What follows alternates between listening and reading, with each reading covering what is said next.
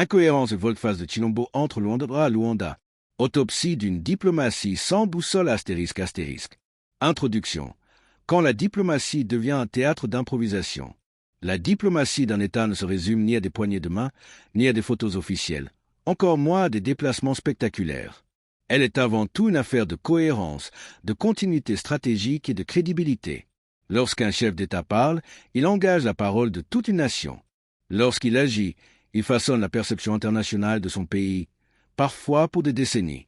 Dans le cas de la République démocratique du Congo, cette réalité semble avoir été progressivement diluée dans une succession de décisions impulsives, de revirements spectaculaires et de calculs politiques à courte vue. Entre mars 2025 et janvier 2026, la séquence diplomatique impliquant Luanda, Doha et à nouveau Luanda constitue l'un des exemples les plus frappants de cette dérive. Ce qui aurait dû être une diplomatie de fermeté, de constance et de défense claire des intérêts nationaux s'est transformé en une navigation erratique, dominée par l'émotion, l'opportunisme et l'absence de vision stratégique. Félix Tshisekedi Tshilombo, président de la République, en est le principal acteur. Mars 2025, la rupture brutale avec Luanda. En mars 2025, la RDC se trouve à un moment critique de son histoire sécuritaire. L'Est du pays est toujours à feu et à sang. L'AFC M23 occupe des pans entiers du territoire national. Les populations civiles paient un lourd tribut, pendant que la communauté internationale observe avec inquiétude l'évolution de la crise. À ce moment précis, 2 cadres diplomatiques régionaux sont clairement reconnus et soutenus par la communauté internationale. Le processus de Luanda, sous médiation angolaise. Le processus de Nairobi, axé sur le dialogue avec les groupes armés. Ces 2 processus sont explicitement appuyés par la résolution 2773 du Conseil de sécurité des Nations Unies, qui insiste sur le respect de la souveraineté et de l'intégrité territoriale de la RDC. L'Angola, à travers le président João Lourenço, est alors perçu comme un médiateur clé, crédible, patient et investi. C'est dans ce contexte que Félix Tshisekedi prend une décision aussi incompréhensible que brutale. Il snobe Luanda et s'envole pour Doha. À Point Doha, le choix de l'émotion contre la raison d'État. À Doha, Tshilombo retrouve Paul Kagame, un tête-à-tête présenté comme une tentative de désescalade, mais qui, dans les faits, s'apparente davantage à une humiliation infligée à l'Angola qu'à un acte diplomatique réfléchi. Le message envoyé est catastrophique. À João Lourenço, médiateur officiellement reconnu, à l'Union africaine, aux Nations unies, et surtout au peuple congolais. En privilégiant Doha, Tshilombo donne l'impression de placer une relation personnelle, presque fraternelle, au-dessus des mécanismes institutionnels et des alliances stratégiques régionales. Il affaiblit de facto le processus de Luanda et discrédite son propre discours sur la souveraineté nationale. Pour l'Angola, ce geste est vécu comme une trahison diplomatique. João Lourenço, qui avait investi du capital politique et personnel dans la médiation, se retrouve publiquement désavoué. La colère de Luanda est froide, mais profonde. Une humiliation aux conséquences durables. En diplomatie, certaines fautes ne s'effacent pas avec le temps. Elles s'inscrivent dans les mémoires politiques.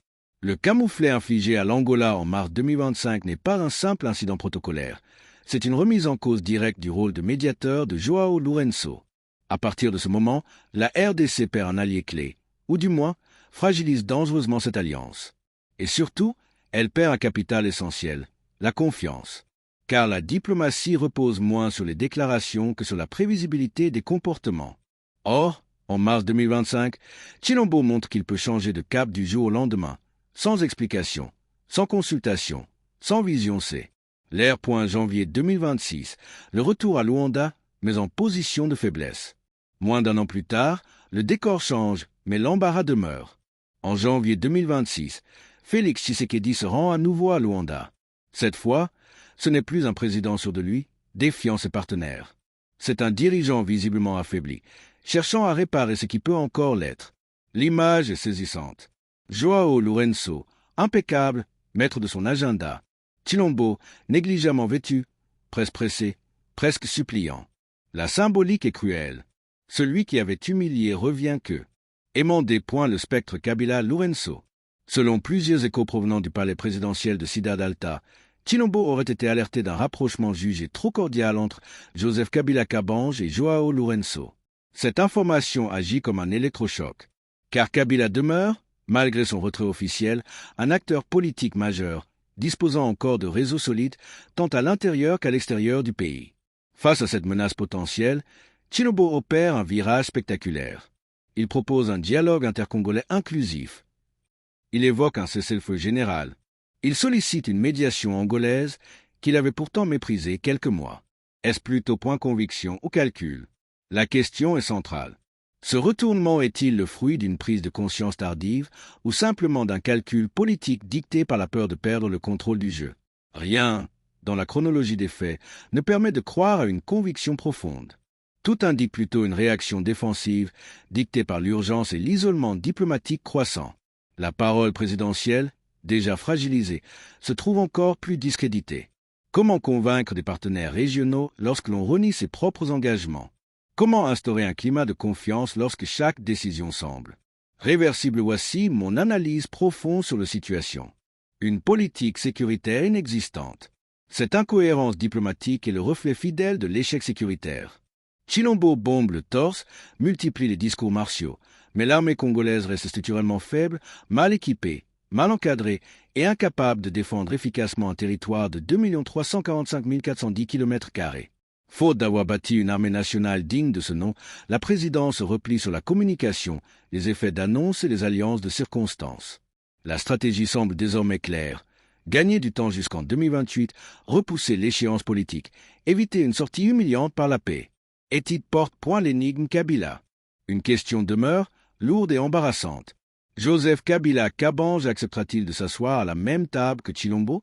Rien n'est moins sûr. Car un dialogue n'est crédible que si les partis se reconnaissent mutuellement une légitimité politique et morale. Or, Tshilombo a méthodiquement détruit la sienne par des revirements. Est successif.afc M23 un cessez-le-feu crédible? Dans cette équation déjà fragile, s'ajoute un acteur central, l'AFC M23. Comment ce mouvement pourrait-il prendre au sérieux un cessez-le-feu proposé par un président dont la parole a perdu toute valeur? Sans garantie solide, sans mécanisme de vérification, sans cohérence stratégique, toute rêve ne serait qu'un répit tactique. Vaut. UE accent aigu à l'échec. Conclusion provisoire. Une gouvernance à bout de souffle. De Luanda à Doha, puis de Doha à Luanda, Félix Tshisekedi Tshilombo a offert au monde un spectacle de contradictions, oscillant entre arrogance, calcul personnel et incapacité à gouverner avec constance.